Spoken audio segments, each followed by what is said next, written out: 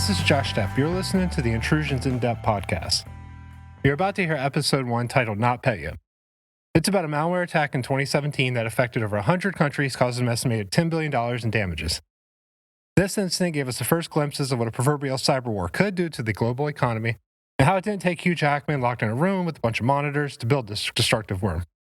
Instead, it was piecing together some freely available tools and dumped exploits. And for anyone wondering how Hugh Jackman got up in this podcast, that's a swordfish reference. Maybe I need to put a spoiler warning at the beginning of this episode. The information presented in this show is sourced from publicly available materials and does not contain any classified or proprietary content. The views and opinions expressed are those of the host and guests alone and do not reflect the official policy or position of their employers or any affiliated organizations. Enjoy the show. Now, before we get into the technical aspects of notPetya, I think it makes sense to jump into some of the events leading up to the notPetya incident in 2017, as well as some of the background information between the ongoing Russia-Ukraine war. So let's get started with the year 2017. President Trump is still in his first year of office, and there's questions over how involved Russia was to get him there, primarily through the use of social media ads and a hack on the Democratic National Committee, or DNC, in which damaging emails were released. The Dutch later confirmed this through the use of spying on the Russians through a camera. Around this time, there was a sketchy group called the Shadow Brokers that began releasing cryptic messages or rants, manifestos, something, on Pastebin describing a trove of secret documents they claim belonged to the Equation Group, a name given to NSA operators from Kaspersky, a Russian cybersecurity firm. Let's listen to some of these masterpieces. Just as a treat, and through the use of technology, I made a remix.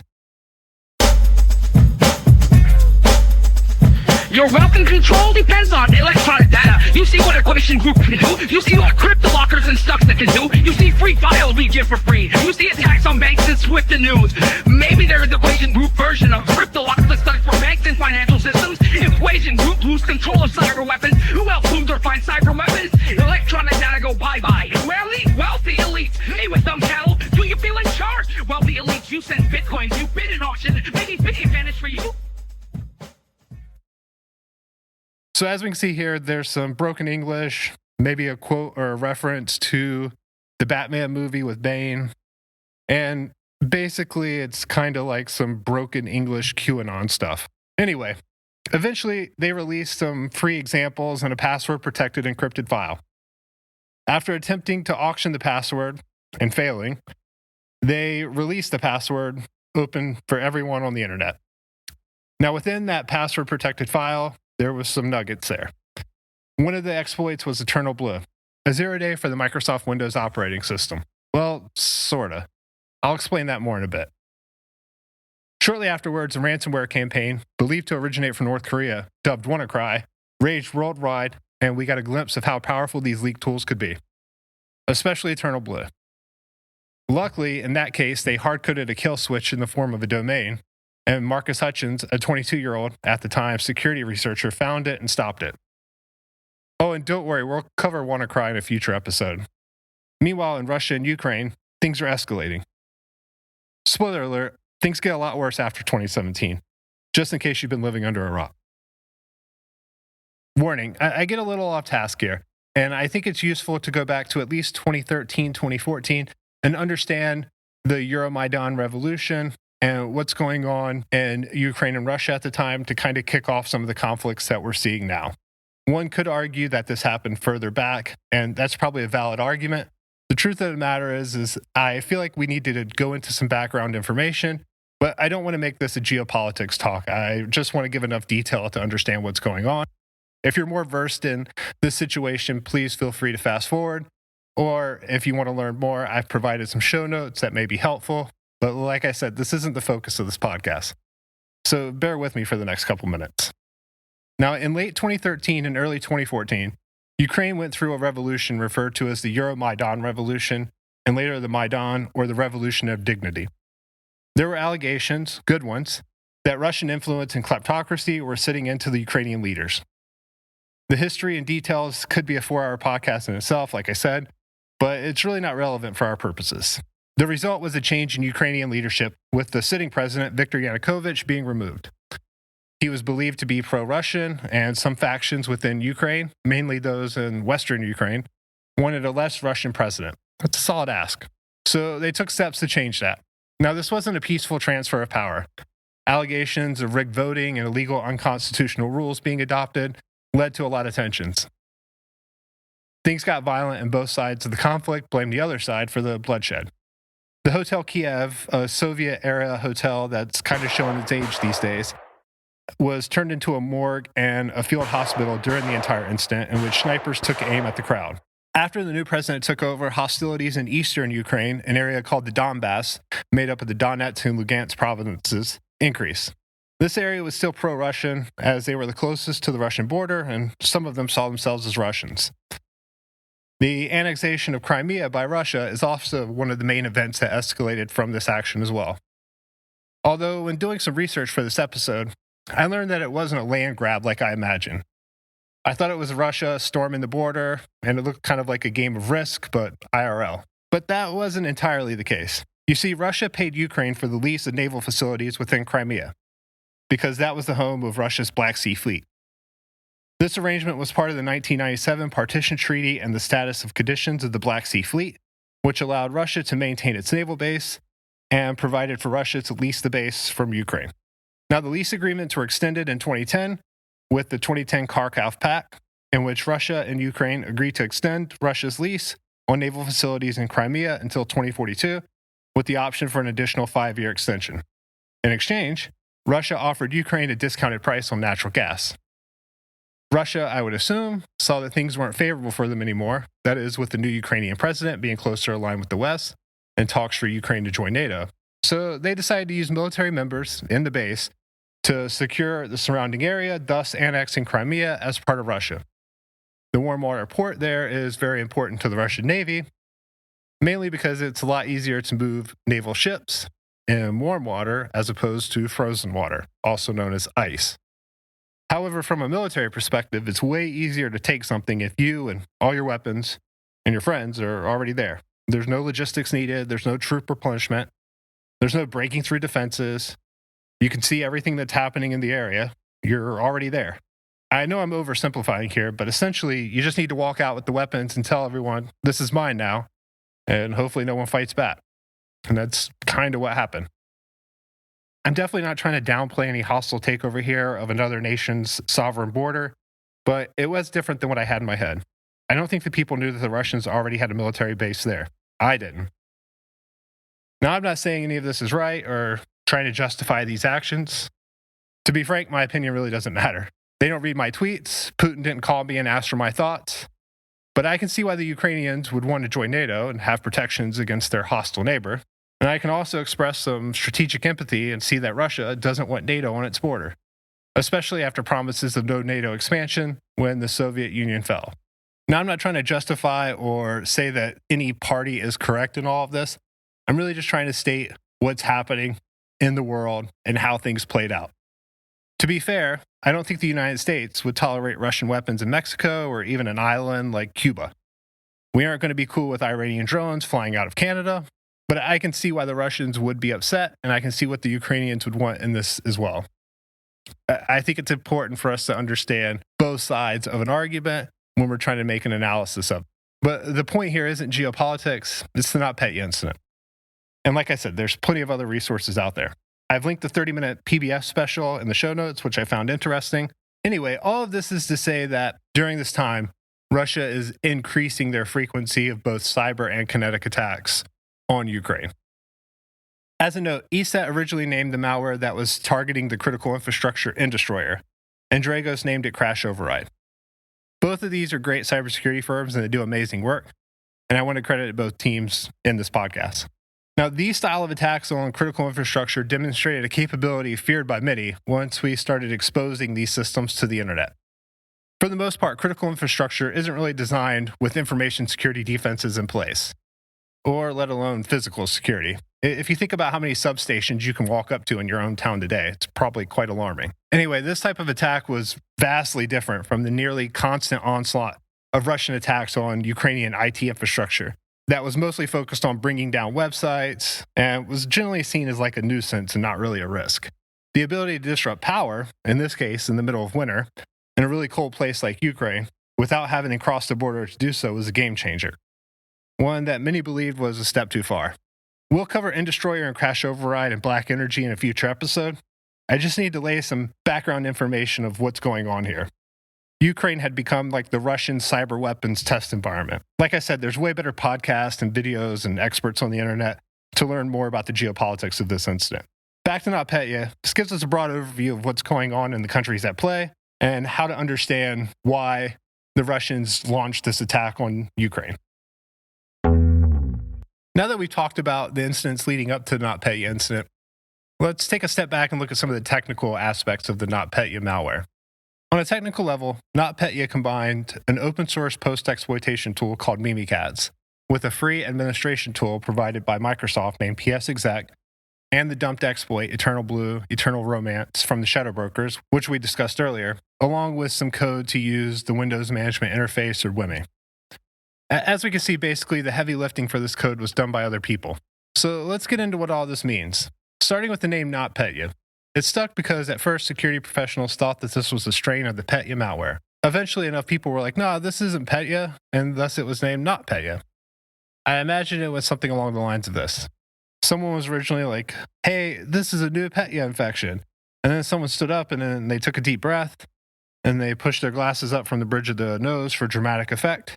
And then they went, actually, it's not Petya. But on a serious note, I would imagine that things were on fire and no one really had time to come up with a cool name. Plus, I don't think the Russians are into trademarking and branding malware like we seem to do today. They really missed a merch opportunity, though. Now, the reason they originally thought it was Petya was because it overrid the master boot record of behavior that Petya had been observed doing. I couldn't find in my research if there was any code reuse between the two, but that's a minor fact that doesn't really matter for our purposes here. Plus, at this point, we all know it's from the Russian government, so there's really no need for code analysis for attribution. Now, the reason we, as in security professionals, as I tell my mother that I am, use the term strain is that most commodity malware or malware that's used often in the wild goes through several cycles or upgrades for new features, thus to keep the cat and mouse game between researchers and vendors going. I like to think of it like the fashion industry does, but then again, I'm a pretty weird person. Something along the lines of like, oh, this season's Emotat has a new defense evasion mechanism, or this season's TrickBot uses a new persistence technique, or they'll rewrite it in Rust so it gets instant cred on Hacker News and Reddit. Or you can think of it like standard dev cycles from other software companies. It's kind of the same principle. Plus, these new ransomware as a service outfits have their own support and customer service, so who knows, it's pretty close. The next component is Mimikatz. Written by French security researcher Benjamin Delphi, Mimikatz extracts the clear text passwords from the LSASS process in Windows. Now, this is useful because attackers love passwords, and clear text is their preferred way of reading things. Now, over the years, Mimikatz has evolved with Windows and provides functionality for other types of attacks like Kerberos roasting, Silver Ticket, Golden Ticket, and even expanding to pass-to-cache attacks on Linux-based systems. For our purposes today, knowing that it dumps passwords is good enough. Mimikatz is still commonly used today by attackers, although there's considerable tools around it to detect it. Remember, it's a cat and mouse game, and Mimikatz is a well-known tool to most of us in the trenches. Moving on, PSExec is a tool included in the Microsoft sysinternal suite of tools and was originally designed for administrators to execute programs on remote systems without having to install a client on the remote system. It worked so great that attackers adopted it so they could run their alternative software on remote systems without having to install a client. Obviously, this helps you spread your binaries across the network, and well, this is a good thing if you're trying to ransomware or destroy a network. Now, moving on to Eternal Blue. Eternal Blue is an exploit allegedly developed by the NSA. It targets the server message block or the SMB protocol within the Windows operating system. It was released in April 2017 by a group called the Shadow Brokers. Remember them? The Shadow Brokers, as we discussed earlier, are widely believed to be the Russian government. Eternal Blue allows an attacker to execute arbitrary code on the target system, granting the ability to install software, view or change or delete data, or create a new account with full user rights. Now you can see why this little nugget got used so often and made notPetya so potent. As a note, another exploit used in this attack that isn't really talked about as much was Eternal Romance. It's along the same lines as Eternal Blue, works the same way, it targets the same SMB protocol, but it utilizes a named pipe instead.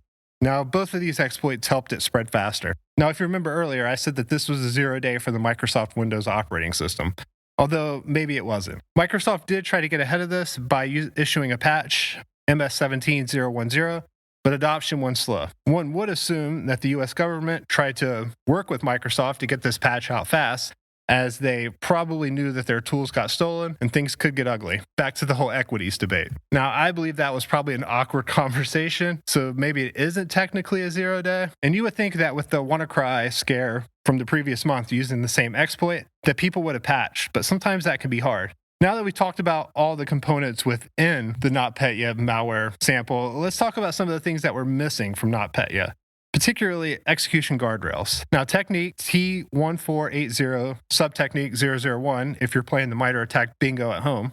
I personally was first introduced to this concept and the reasoning behind looking for these mechanisms by a State of the Hack podcast by Nick Carr from Mandiant, which I think is at Microsoft now. Sorry if I got that wrong. But in that podcast episode, Nick brought up how you could get insights from looking at the controls present to determine the motives of the attacker. In essence, you're able to kind of infer their intent. Was it red team, cyber criminal, intel gathering, etc.? It was something along those lines. It was a while ago. Basically, it's a sign of maturity from an attacker. As the name implies, execution guardrails are implemented to ensure that code only runs in its intended context or environment, thereby preventing the malware or the attackers from exploiting software outside of its design parameters. So what does this look like? Well, sometimes pieces of logic are put into malware to stop people from running within a virtual machine. This idea is that since most researchers use VMs to analyze malware, this will make things hard for them. Or maybe they only want to target physical systems. Now, from a researcher's point of view, there's numerous ways to defeat this, but virtual machines are really common, and that technique's not really used so much these days. Now, sometimes malware will only run in specific domains, or will only pull down a second stage when a specific domain is found. For example, you may be targeting a specific Active Directory domain, like state.gov, and thus any system without the state.gov domain would not have the malware execute the second stage. Now, this can be tricky, as most of the time you don't want to use your good stuff on stage 1, so that increases your chances of getting caught. Then, once your stage 1 is caught, enterprising security researchers are going to disassemble your precious and find your target and burn your op. Now, this is typically seen in targeted attacks, where the attackers don't want the later stages of malware to be discovered fast, or in scenarios with strict legal controls. A company hires a red team to do some shifty red team things, and they don't want to really spread their malware to another org that's not in the scope. That's bad for business and illegal. Or nation states that have robust teams of lawyers that specify a specific target under the rules of engagement for that combatant. Usually the last thing you want to do is burn down your own network in your own home country, or make an ally or a country with a strong military mad. That tends to be a good way to get drone striked. And life pro tip, there's no point in really doing something that's going to get you drone striked at the end of the day. But by not having these guardrails, notPetya was free to YOLO through any network it could, as we observed. In my opinion, this is rather reckless for a sophisticated group backed by a world superpower, but maybe that was part of their plan. I don't really know. But with the components highlighted, let's talk about some of the other odd behavior. Originally, notPetya tried to pass itself off as ransomware with the ransom note to send bitcoins to get your data back. But the address didn't work, and people quickly came to a realization that this wasn't really malware, it was a wiper. Maybe acting like ransomware gave them some form of plausible deniability, and that the true intent of the malware or who was behind it. That could have been a goal, or maybe it was just chaos. Chances are, I think this thing got out of hand, and they underestimated its effectiveness. I'm pretty sure that's what Andy Greenberg said on the Darknet Diaries on the notPetya episode. I'll link that, but you should really check that podcast out as well. It's really good, like most things with Darknet Diaries. So now let's talk about some of the details of how the Russians used the stolen NSA exploit Allegedly to attack a Ukrainian tax software that spread to multiple countries across the world that had nothing to do with this regional conflict between the two nations. This is also accepting that the Russians may have released it as a way to embarrass their number one rival, Team USA, and two, for plausible deniability by letting other people have this exploit. If they used it by themselves without releasing it, it would be fairly certain who it was. So going through a brief timeline, on June 27, 2017, the initial wave of infections began, primarily targeting Ukrainian businesses, including banks, media outlets, energy companies, and government agencies. The malware spreads via a malicious update to MEDoc, a popular tax accounting software in Ukraine. It leveraged a backdoor planted in the software's update servers. Where have we seen this before? In Soviet Russia, SolarWinds monitors you. Swift on security. By early afternoon, notPetya starts spreading beyond Ukraine, affecting companies worldwide, or use the MEDoc software. The malware exploits vulnerabilities in Microsoft's SMB protocol, Eternal Blue, and uses credential harvesting tools, Mimikatz, to spread across networks faster. Now, despite MBDocs being a Ukrainian business used by Ukrainians, thus on the surface, probably a great target to inflict damage to Ukrainians, in our global world, multinational businesses do multinational business with countries like Ukraine as well. I know you're shaking your head right now and saying, duh, so am I.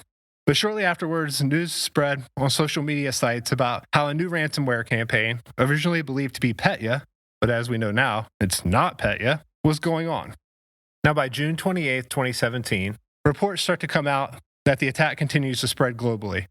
Major multinational companies have significant disruptions. We'll talk about some of these, but the victims include shipping giant Maersk, pharmaceutical company Merck, and the shipping company FedEx, among others. Now, around this time, cybersecurity firms and researchers start publishing detailed analysis of the malware. It becomes clear that notPetya is not a ransomware campaign. Its primary function appears to be destruction rather than financial gain. Governments and cybersecurity agencies around the world issue alerts and guidance on mitigating the notPetya attack. Microsoft releases statements urging users to update their systems to protect against the Eternal Blue exploit, despite having released a patch months earlier. Now, by June 29, 2017, and beyond, the global impact of the notPetya attack becomes more apparent. The affected companies report massive financial losses and operational disruptions. I'll cover a lot of the carnage in a few minutes, but now let's talk about the raid on the Linkos group, the company responsible for the ME-Docs update and the intrusion InDepth, hence that is the name of the show after all. Now, this next part is a direct quote from Andy Greenberg's amazing book titled Sandworm. You should seriously pick it up and give it a read. It's well worth it. Andy Greenberg covers a ton of information about the Russian hacking operations as well as some of the more high-profile attacks that happened within the last decade. And his writing's amazing, and it's a fun read. Quote, 1 week after notPetya's outbreak, Ukrainian police dressed in full SWAT camo gear and armed with assault rifles poured out of vans and into the modest headquarters of Linkos Group, running up the stairs like SEAL Team 6, invading the bin Laden compound. End quote. The militarized police found and took the servers in the rack from patient zero, the ME-Docs update machines. But surprisingly, ESET, an antivirus vendor that regularly publishes great pieces on malware, was onto notPetya earlier. The morning of the attack, ESET had already found a code sample and begun doing their analysis. It became clear that the root of all evil was the executable easyvit.exe, a part of the ME-Docs application. Now, the hero of this portion of the story is Anton Shrepanova, and I apologize if I butchered that last name. I couldn't find it being said online. A malware researcher at ESET. First, Anton was focused on pushing out an update to ESET's customers to protect them from the rapidly spreading worm, which I'm sure they appreciated. But then the focus was on breaking the encryption or possibly finding a kill switch like the WannaCry infection earlier. However, after a few days, something odd turned up during the investigation. The same executable, easyvit.exe, had been the root of evil for another malware outbreak earlier in 2017. This sample of ransomware still used Mimikatz for dumping the credentials, but Eternal Blue was missing, probably because it hadn't been released at the time. Being tipped off to the ME-Docs and the connection of the Linkos group, it was determined that this wasn't like a spoofed ME-Docs causing the outbreak, but rather legitimate versions with tainted code. This is also known as a supply chain attack.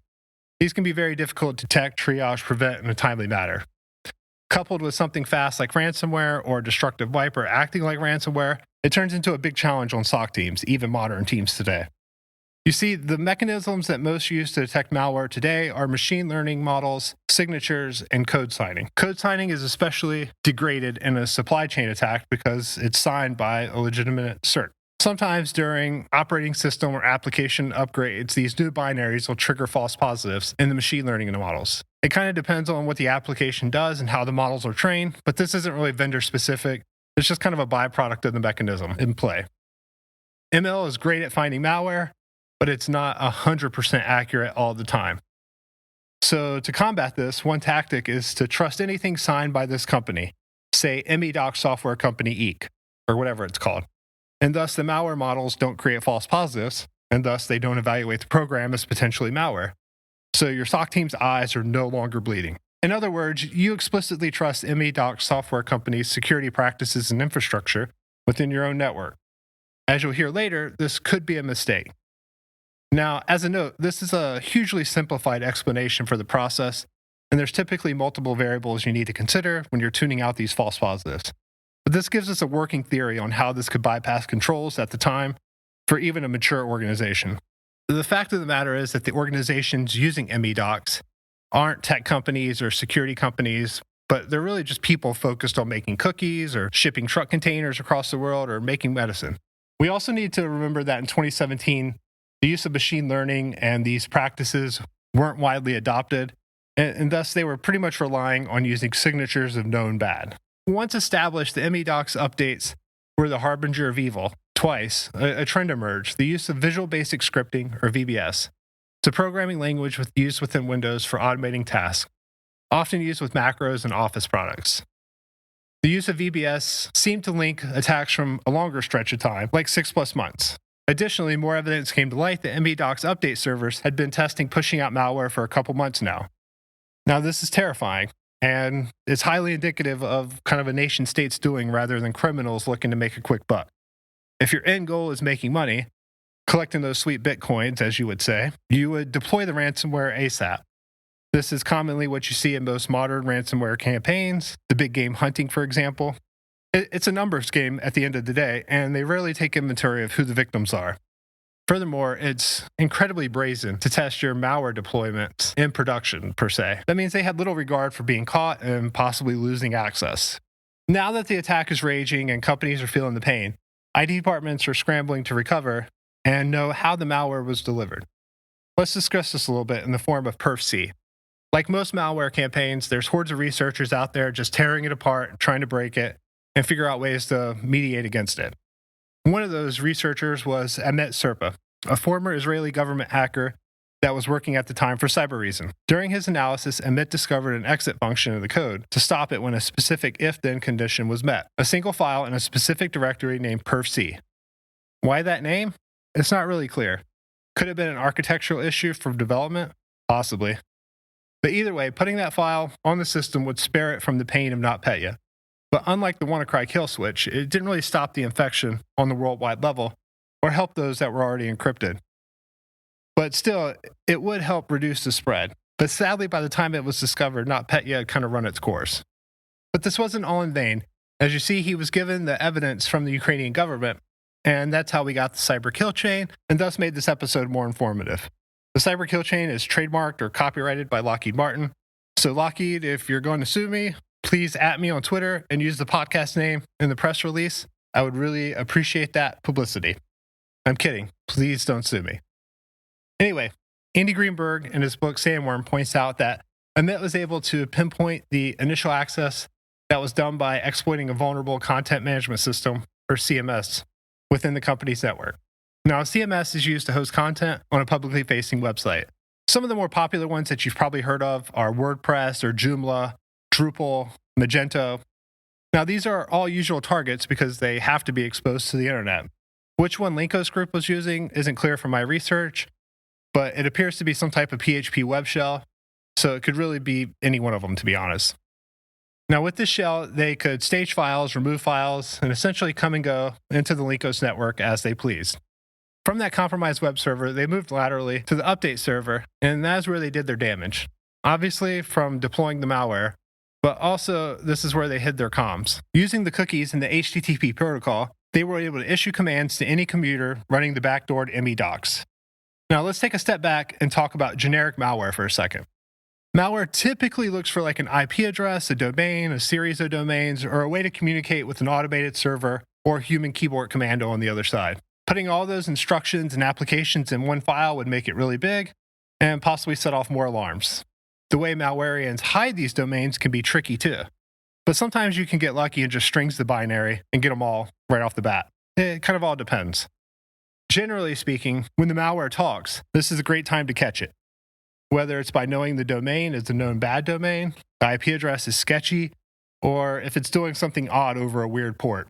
With practice, security teams get good at finding odd traffic to look into further. Automated rules assist in this. For example, unsigned notmalware.exe going to notmalware.ru is probably going to get a lot of attention really fast. On the other hand, easyvid.exe going to updates.medocs.com or whatever the domain was is going to look normal and not really increase the level of scrutiny on that traffic unless someone looks closer at how often this occurs or if they see the cookie and the network data. Alternatively, they could see the ransomware note on the screen, but by that time, game's over, ransomware's already happened, and you're into remediation or stopping the spread. Spoiler alert, Linkos didn't. Now, I'm going to quote from Sandworm again. Quote, Serpa was struck by just how mismatched these hackers were for the defenses that they were up against. These agile, innovative intruders were strolling through holes in MEDOC's server software that were years old, poorly configured, and shoddily patched. This was not a challenge, he told me, as if refraining from saying something less positive. End quote. Once the systems were backdoored, the hackers could instruct those systems to download and run notPetya. notPetya being a worm, it doesn't really need to talk anymore. It has one job.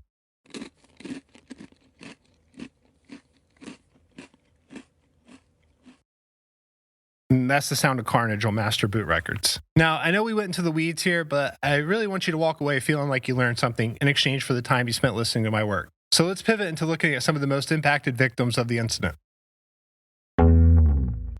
Now, it's impossible to know all the victims of the notPetya attack, as they don't have to come forward and there isn't something like we have in the US from the SEC that regulates them to do so. With that being said, some of the notable organizations that felt the wrath of notPetya include Merck, Maersk, FedEx, the Chernobyl Radiation Monitoring, Mondelez International, along with a bunch of smaller banks and ATMs around Kiev. Let's start discussing some of these. So, starting with the banks and ATMs within Kiev, shortly after the malware started to spread, customers started experiencing difficulties with banking services, electronic payments, and access to cash flows from ATMs. Now remember, this didn't just target banks, it was targeting just computers that banks used. So no one was able to buy anything and no one could travel via public transportation or taxis or anything like that. Basically, the ability to conduct life's economic activities kind of came to a grinding halt. This example hits hard for me because it illustrates the broad and diverse impact of the notPetya attack. It wasn't targeted as in it went after a specific sector, it just went after computers, and a lot of things run on computers. It gave us a glimpse of what many had been claiming a cyberwar could look like. There was no kinetic action, no bombs, no mushroom clouds, just silently breaking systems that was needed for society to function. Speaking of society to function, let's jump into Merck. A major American pharmaceutical company was hit with notPetya, and its manufacturing, research, and sales operations were disrupted. The company faced challenges getting out its HPV vaccine and estimated their total loss to be around $1.3 billion, that's with a B, in lost sales and with the costing associated with recovering effort. In addition to American pharmaceutical companies, the world's largest shipping container company, A.P. Moller-Maersk, more commonly known as Maersk, also saw significant disruptions to their operations around the world. It halted operations at several of the container terminals around the world, including within the United States, India, Spain, and the Netherlands. It caused widespread shipping and logistic delays. Furthermore, in an effort to get things online and to get things processed, they scrambled their IT teams together to get everything back on track, in which they gave out USB drives with bootable operating systems so they could at least sort of continue working. Which, ironically, as you can imagine, even a logistics company had logistic issues in getting that many drives. But one nugget of hope from this incident, and kind of a Hollywood-esque story, was their last domain controller in Ghana. It had been disconnected from the internet inadvertently, and thus it was spared from notPetya. So through a series of setbacks and visas and delays, it eventually got to the IT team, in which they were able to start restoring their network. Now, Hollywood, if you hear this, make that movie. I know Maersk already has a movie with Tom Hanks and Captain Phillips and stuff, but let's give them like another movie as well. Maersk reported that the attack cost the company between $200 million and $300 million in lost revenues and additional costs. But Maersk wasn't the only logistic company that felt the wrath. FedEx, or its European subsidiary, TNT Express, was severely affected by notPetya as well, in disrupting worldwide package deliveries and resulted in a $300 million impact from the notPetya attack. Now, in terrifying events, the Chernobyl radiation monitoring computer systems used to monitor the radiation of the exclusion zones within the Chernobyl power plant was also impacted, forcing the staff to use manual methods for monitoring radiation levels. So I guess that's twice that the Russians have that place up. Now, speaking of Russian mishap, notPetya also blue falconed Russia's own oil giant Rosneft and caused significant damages to the tune of billions, according to my research. See, execution guardrails is a good thing, people.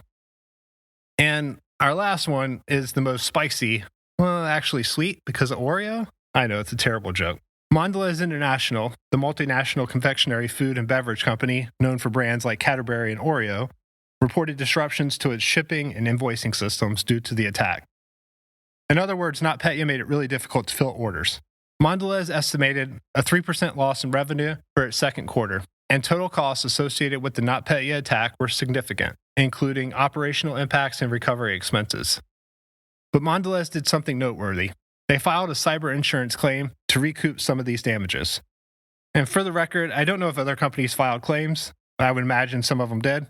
I picked this one because most of the lawsuit details are public, minus the last part, but we're getting there. Now, the lawsuit involved Mondelez International and its insurer, Zurich American Insurance Company. And it arose from a claim that Mondelez filed for losses during the notPetya cyber attack in 2017. Let's go through some of the sequence of events.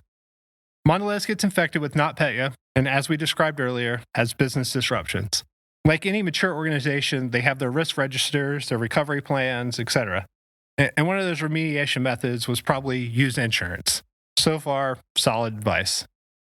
Mondelez filed a claim under its property insurance policy with Zurich International, seeking compensation for $100 million in damages and business losses because of the attack. Zurich initially provided partial payment, but later denied the claim.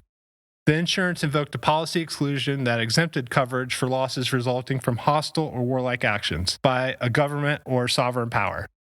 The denial was based on an argument that notPetya was a state-sponsored attack attributed to the Russian government. So let's back up for a second. Getting attacked by the Russian governments using exploits developed by the American government Allegedly. that were originally targeting Ukraine probably wasn't something that was brainstormed during the threat models. I mean, these people make Oreos and chocolate eggs. No point in getting in a war over that. In response to the denial, Mondelez filed its own lawsuit against Zurich, challenging that the insurer's refusal to pay the full claim was not right. Mondelez argued that the act of war exclusion should not apply to a cyber attack like notPetya, which was not a conventional act of war and targeted commercial entities, not sovereign states. Now we're getting back to the original question I posed at the beginning of the episode. It's not going to be answered here because this is where the details go dark. As of November 2022, it's reported, I put the link in the show note, that Mondelez and Zurich had reached a settlement, but no party seems to be interested in spilling the details. I would assume that so Zurich didn't have to validate the War Acts portion of the claim, and thus they didn't need to force a definition at this point. Suffice to say, this could happen again. More on that in a little bit. First, I want to pivot into some of the lasting effects of the attack and some questions that came up in the aftermath. Since we're already here, let's start with the insurance policies and the need for clear instructions while forcing insurers to reshape language and policies. This is tricky because insurance is there to protect the uninsured from a major loss, but the insurer has a built-in business model that relies on not everyone filing a claim at the same exact time. Now, in a worm that's YOLOing through the world's networks and nuking computers, it's a perfect combination of wide-scale carnage happening fast. But wait, this is a war between the nations of Russia and Ukraine. So how is a Chicago-based company considered collateral damage? Well, it's not that tricky. Mondelez International operates in 160 countries, according to their website. And with a footprint that big, it's easy to imagine that some of their operations intersected with notPetya's cyber blast radius. I call dibs on cyber blast radius, trademark. So in response, there's an increasing trend towards using words like cyber terrorism in policies, but not covering warlike or hostile actions. Now, this is the Josh Stepp opinion, so take it with a grain of salt. But I don't think this goes far enough in clearing up the confusion. Frankly speaking, there's a lot of overlap between the words terrorism and war, and those words can be ambiguous. What about a war on terror, or actions conducted in response to the war on terror? Additionally, nation-states are responsible for many of the high-profile breaches we see today, either by attribution from other nation-states, security companies, or from the victims reporting as such. China has been conducting cyber espionage campaigns for years, and we'll cover more of those in the future. Plus, the standard response these days from companies is something along the lines of, we at insert whatever company name, take security seriously. Your data was stolen. We're investigating it. It was a nation state. There was nothing we could have done. Here's free credit monitoring. And that seems to be enough to avoid any serious trouble. And while it's true, nation states have the resources to conduct complex operations on important targets, I don't think this should absolve major companies of poor information security hygiene. You need to be able to learn lessons from this and force a minimum standard. Data breach notifications, class action lawsuits for $12, and free credit monitoring shouldn't be the corrective actions for this. Maybe this is something the Cybersecurity Review Board addresses once it matures. I love the idea of the CSRB. I just kind of hope they're empowered to make the right changes and not just force more CBTs on people annually. Anyway, I digress. That's a topic for another day. On top of all that, it's not like these insurance companies can go after the Russian government in response, or any government, to recoup these losses. I mean, could you imagine FedEx saying, "Hey, Russia, give us money for your cyber weapons being used on the public"? And then Russia replies with like something along the lines of, "We have nukes, leave me alone while I drink my vodka." And that's kind of the end of that. And that pushes us into the next question posed by the attack: the role of governments. Some groups push for the government to enforce definitions on the insurance companies and cover claims more broadly. The problem with that is that not every country will agree on the terms, and it's messy to have government involved in insurance. There's also calls for government assistance for these incidents by other nation states. I feel like that's a solid ask, considering if Canada decided to conduct a warlike action on Minnesota, Minnesota would, rightfully, expect the full force of the United States military to respond to stop this. Protection of your rights is a core function of the government, at least here in the United States. But is this something that should be expected with the cybersecurity realm? Possibly, but it's really a balancing act. You don't really want to throw stones in glass houses or escalate tensions with no clear goal in mind. There's no free lunches here, there's only trade-offs. You don't know where all the implants are embedded, and you don't want to hamstring your own operations by claiming another country can't do it. And that's just one of the many reasons why writing a cyberwar doctrine is very difficult. So much of the infrastructure is also used by the population, and the actions are very asymmetric. In other words, it's very low cost for big pain. And the last significant concern raised by notPetya I want to talk about is the national and global cybersecurity in general. The hardness of these critical networks were brought into question along with the custody chain of cyber weapons. I'm doing air quotes here with the word cyber weapons. What's the expectation for the government to disclose bugs to corporations in which millions of Americans, and for that matter, people around the world, use the software for everyday commerce? The equities discussion is just a whole bunch of tough questions with no clear answer. On one hand, these bugs, tools, weapons, whatever you want to call them, are basic lines of code. From a national security perspective, they need to ensure that operations are able to be conducted.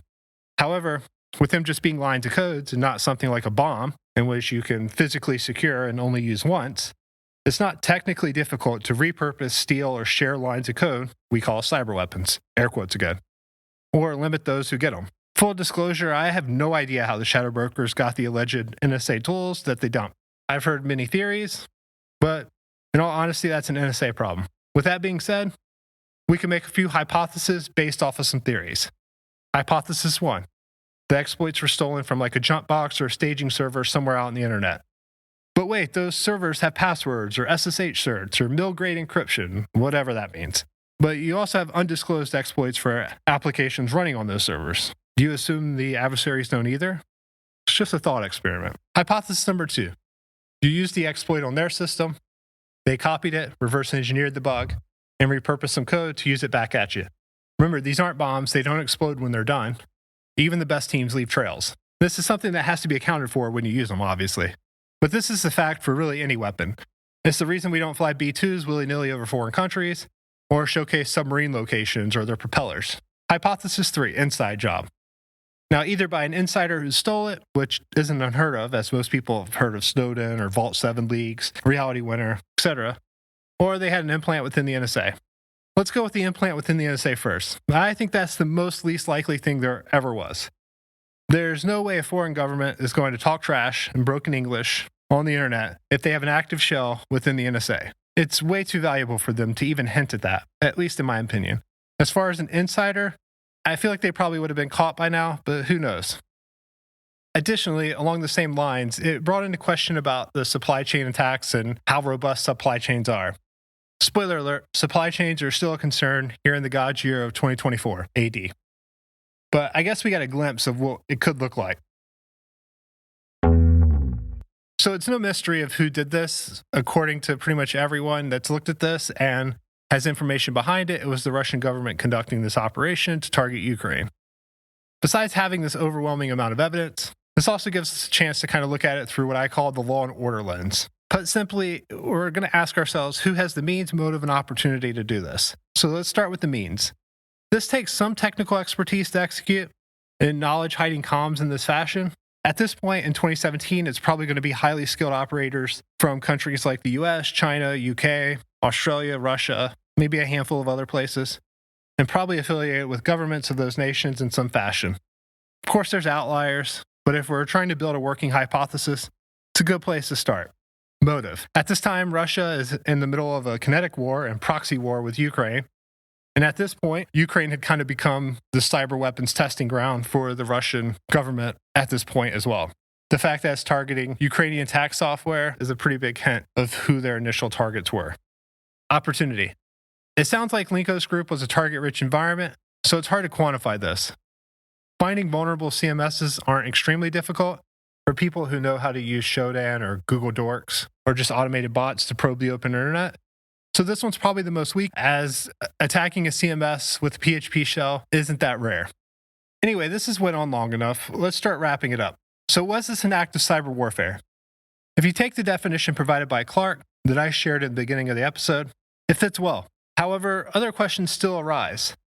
The mechanics of this malware aren't so difficult that only a nation state is capable of making it. There's been some impressive technical feats pulled off by cyber criminals or hacktivists, which we'll discuss in future episodes. Could one develop something like notPetya? I think so. Now, would it be a good idea? No, that's a lot of noise. You would need to make sure that your operational security or OPSEC was on point, and there would be a lot of government agencies hunting you down, and you wouldn't have the protection of a nation to stop them, especially if you went on vacation somewhere remotely friendly with the governments of the West. Recently, we saw Australia impose sanctions on a Russian national. Now, did these sanctions solve all the problems? No. Is it a move in the right direction? Probably. It may influence others to not work with this person, not to come after Australia, especially if they want a legal job in the future in one of the Five Eyes nations. Or maybe let other criminals know who had a buttload of Bitcoin. Now, governments doxing people is a slippery slope, but in some cases, maybe it's warranted. But going back to the question of this being cyberwar, let's conclude that it was. What do we do about it? Another hard question. You can't just go around threatening kinetic actions on a superpower with a nuclear arsenal like Russia has. You can't escalate to a place that doesn't bring about mutually assured destruction. So you may be thinking, hey, let's just hack them back and post about it online. But more than likely, you're doing this from a glass house. There's probably implants staged to route other places, like critical infrastructure and websites that you use for daily life. So how do you respond? Well, the likely answer is that you break something of theirs and you tell no one. They won't come forward as it's embarrassing and shows weakness. And the nation that conducted those actions won't confirm that they did those actions, as it could be seen as an escalation. So in actual practice, it leaves us all oblivious to the cyber war that's taking place every day, except for the few times that it's big enough to bubble up to the surface. Then we clean up the mess and we enroll in our free credit monitoring. However, it wouldn't surprise me to see more aggressive actions on smaller nations, criminal groups, as a way to send a message or prove what's capable. Does this really solve the problem? No. Is it a step in the right direction? Probably.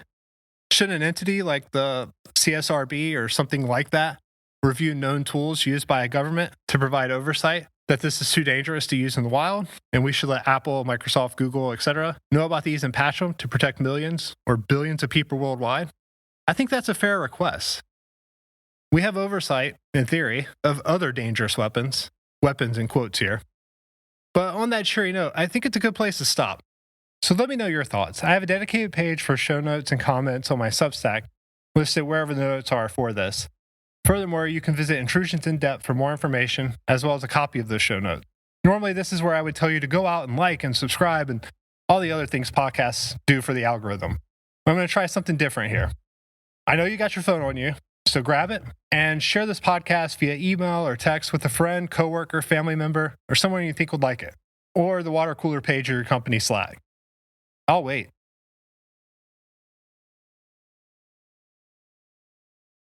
On a serious note, I'm just getting started here, and I know you could have listened to any number of other podcasts, but you chose this one. It means a lot to me. So thank you for your time and support.